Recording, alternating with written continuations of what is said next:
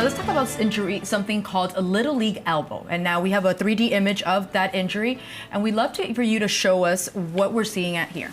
Yes, of course. So little leaguer's elbow refers to an overuse injury at the growth plate of the elbow, medial part of the humerus at the elbow. There is a number of structures there. It's not depicted in the graphic, but this is around the area where the growth plate of that inner or medial elbow is.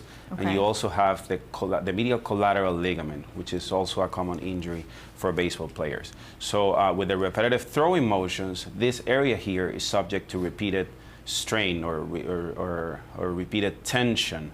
And that tension, that repeated stress can result in an injury to the growth plate, and it can affect how that bone grows in many different ways. Sometimes it is growth arrest, in which that area can stop growing. Sometimes it can overgrow by trying to repair and heal itself.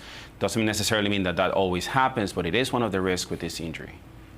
Now, is the symptom just pain, though, or how, especially being young, how would they be able to describe that from that throwing motion? What are they feeling?